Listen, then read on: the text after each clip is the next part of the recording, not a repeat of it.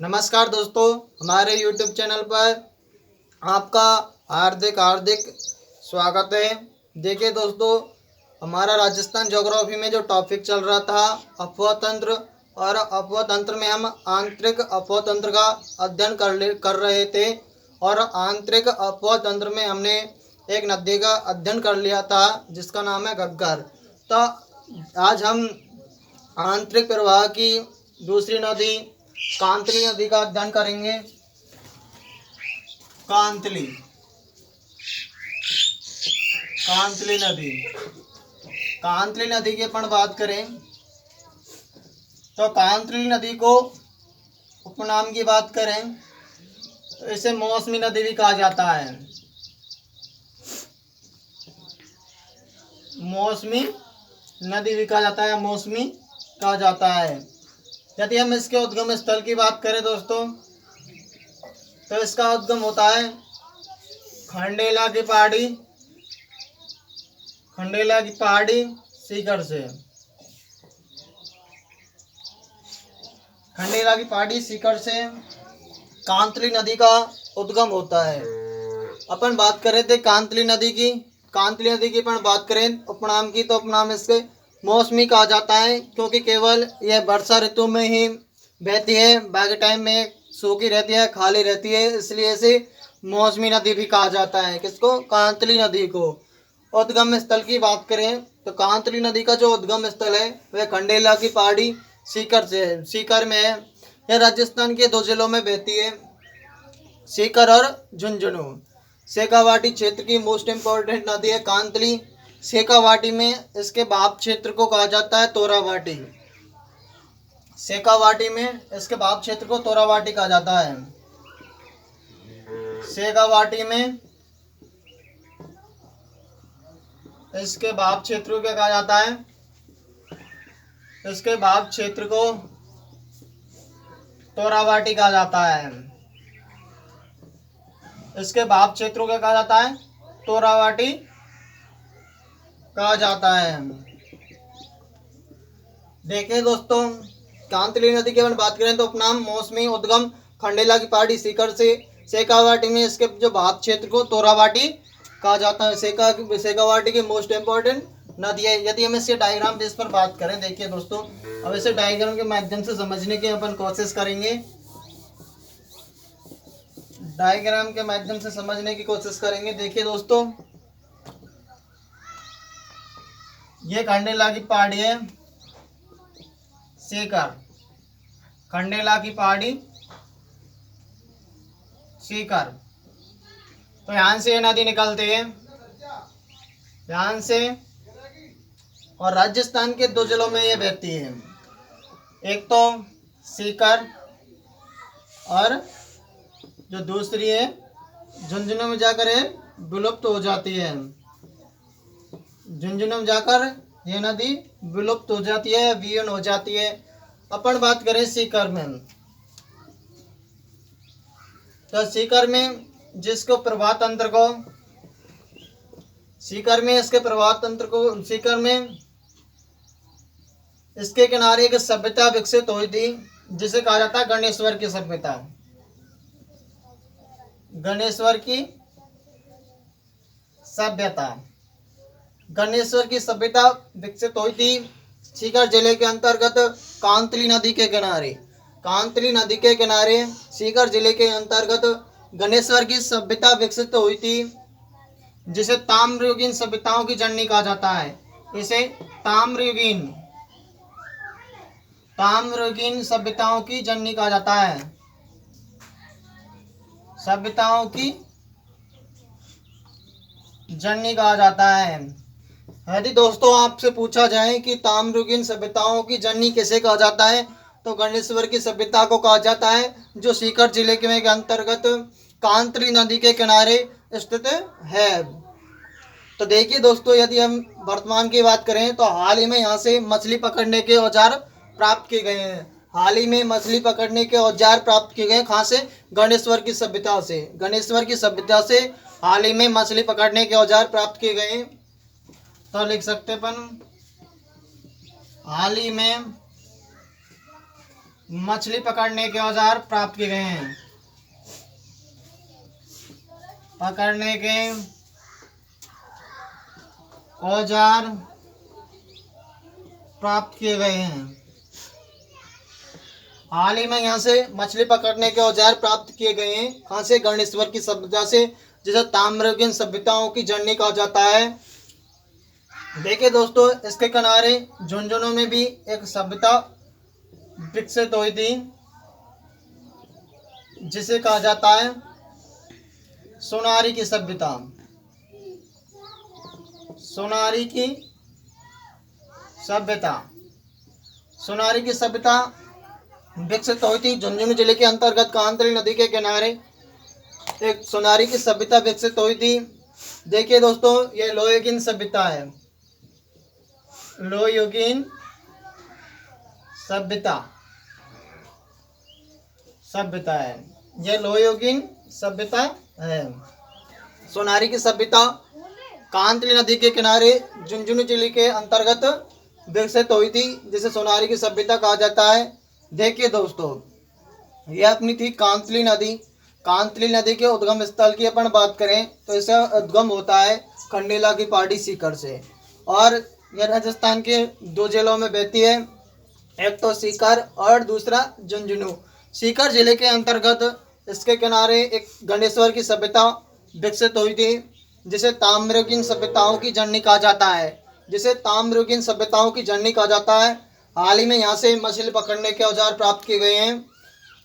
अब बात करें झुंझुनू में, कांतली नदी झुंझुनू में जाकर विलुप्त हो जाती है, तो झुंझुनू जिले के अंतर्गत इसके किनारे सोनारी की सभ्यता पनपी थी, जिसे लोहयुगीन सभ्यता, यह लोहयुगीन सभ्यता है। देखिए दोस्तों, इसे लोहयुगीन सभ्यताओं की जननी नहीं कहेंगे, सोनारी सभ्यताओं की केवल यह लोहयुगीन सभ्यता है, और जबकि गणेश्वर की सभ्यता ताम्रयुगीन सभ्यताओं की जननी कहा जाता है।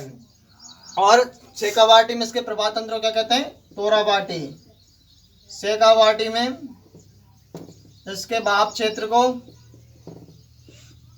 तोराबाटी कहा जाता है। दोस्तों याद रखें, तोराबाटी कहा जाता है।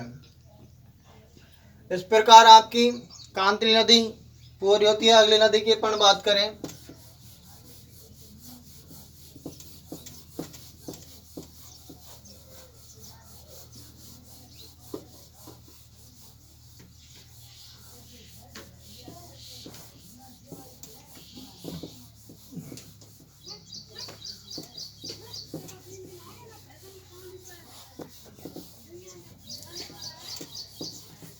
अगली नदी अपनी आती है सावी नदी।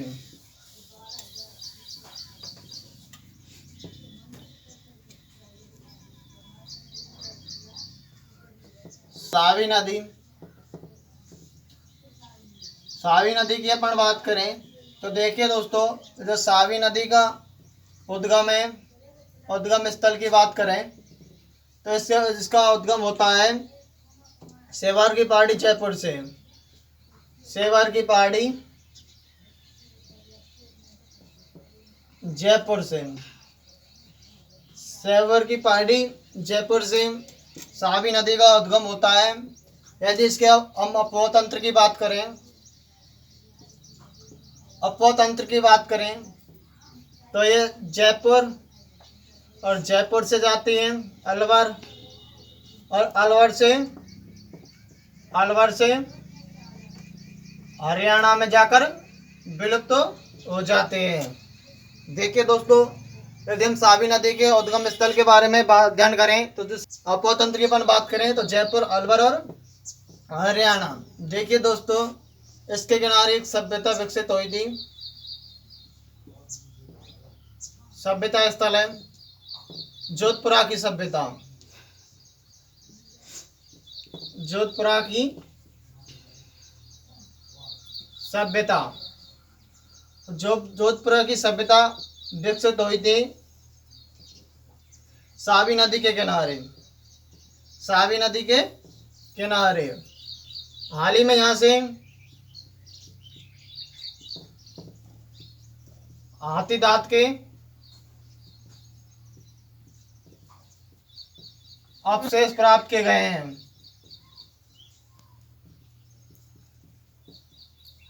प्राप्त हुए हैं। हाल ही में यहाँ से हाथी दांत के अवशेष प्राप्त हुए हैं। कहाँ से? जोधपुरा की सभ्यता से।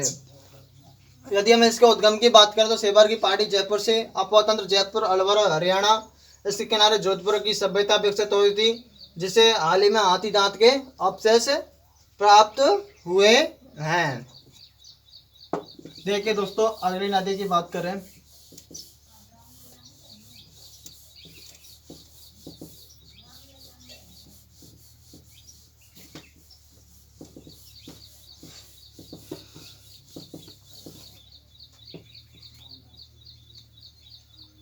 अगली नदी है रूपारेल। रूपारेल की यदि हम उद्गम की बात करें तो इसका उद्गम स्थल की बात करें रूपारेल नदी की, तो उदयनाथ की पहाड़ी, उदयनाथ की पहाड़ी, उदयनाथ की पहाड़ी, उदयनाथ की पहाड़ी है सरिस्का अलवर में, सरिस्का अलवर में। यदि हम रूपारेल नदी की बात करें तो रूपारेल नदी का जो उद्गम होता है, रूपारेल नदी का जो उद्गम होता है वह उदयनाथ की पहाड़ी सरिस्का अलवर से इस नदी का उद्गम होता है। यदि अपन इसके विलुप्त की बात करें तो ये भरतपुर में जाकर विलुप्त हो जाती है। विलुप्त भरतपुर में जाकर रूपारेल नदी विलुप्त हो जाती है। यदि हम बात करें तो इसके किनारे भरतपुर में, इसके किनारे नौ की सभ्यता, नौ की सभ्यता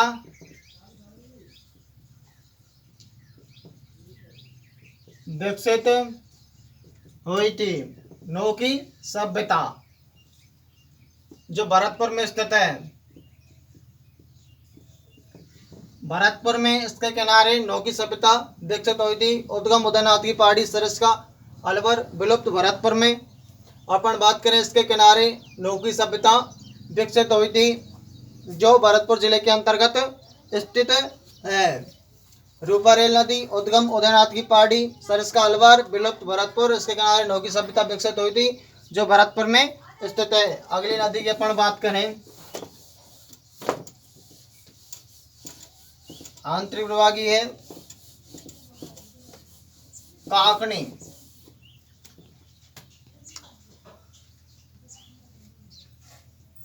काकनी नदी, काकनी नदी की यदि हम उपनाम की बात करें, काकनी नदी की यदि हम उपनाम की बात करें तो इसका नाम है मसूरदी। मसूरदी, मसूरदी भी कहा जाता है काकनी नदी को।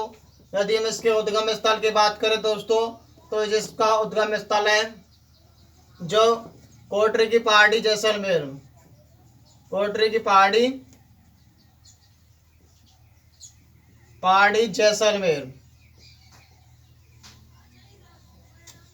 यदि हम इसकी बात करें तो ये भुज झील में जाकर विलुप्त हो जाती है,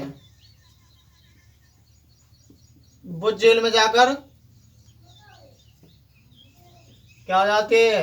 विलुप्त हो जाती है। ध्यान रखें दोस्तों, आंतरिक प्रवाह की सबसे छोटी नदी काकनी नदी है। आंतरिक प्रवाह की सबसे छोटी नदी, सबसे छोटी नदी भी कौन सी है? काकनी नदी, काकनी नदी, काकनी नदी। उपनाम मसूरदी, उद्गम कोटरा की पहाड़ी जैसलमेर से, विलुप्त भुज झील में। आंतरिक प्रवाह की सबसे छोटी नदी है कौन सी? काकनी नदी। यदि इसकी लंबाई की बात करें दोस्तों तो लंबाई इसकी मात्र कितनी है? 17 किलोमीटर, मात्र 17 किलोमीटर लंबी ये नदी है। भुज झील में जाकर विलुप्त हो जाती है। उद्गम कोटरे की पहाड़ी जैसलमेर से इसका उद्गम होता है। इस प्रकार आपकी आंतरिक